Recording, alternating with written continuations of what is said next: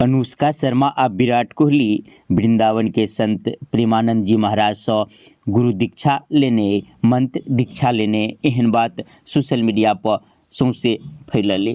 आब सोचय वाला बात है कि एतेक बड़का क्रिकेटर आ एतेक बड़का अभिनेत्री जकरा पास में एतेक पाई या फिर कैटा बिजनेस से जुड़ल सेहो अनुष्का शर्मा प्रेमानंद जी महाराज के पास में जाकर सादगी से बैठल। ओतबे नहीं, गला में तुलसी के माला आ ललाट पर वैष्णव चंदन अहाँ के नजर अबैत हैत।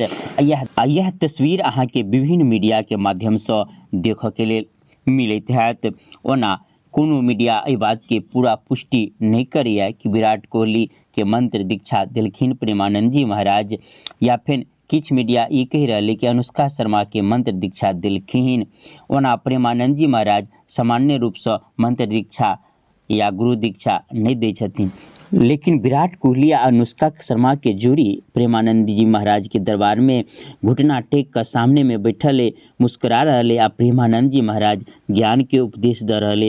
ये वीडियो तो सब कोई देखने हैब, में कतौ से कोनो संदेह नहीं। मंत्र दीक्षा के बाद जे जना हो, लेकिन हाँ, तुलसी के माला जो गला में तो कत इशारा कर रहे अहाँ सब जान सकै छी। कोई व्यक्ति तुलसी के माला पहन कर गलत खान पान आचरण व्यवहार तो नहीं रख सकिए, मांसाहार भोजन नहीं कर सकिए, शराब के सेवन नहीं कर सकिए या कोनो अशुद्ध वस्तु के सेवन नहीं कर सकिए। तो अहाँ सोच सकै छियै आइ काल्हि हमरा समाज में कनी मनी पाई भ जाय छै या कनिके धनिक भ जाय या कनी पाई वाला भ जाय तो कहत छोड़ो ई पुरान बात, शास्त्र पुराण के बात ई सब जे है से ओनाहिए कोई लिख देने घीसल पिटल बात, दुनिया अब चांद पर चल गेले, अहाँ वह बात के मान रहल छी। आ गलत आचरण, गलत खान पान, शराब पीनाइ तो फैशन भ गेलिए आ और बात जानते छियै।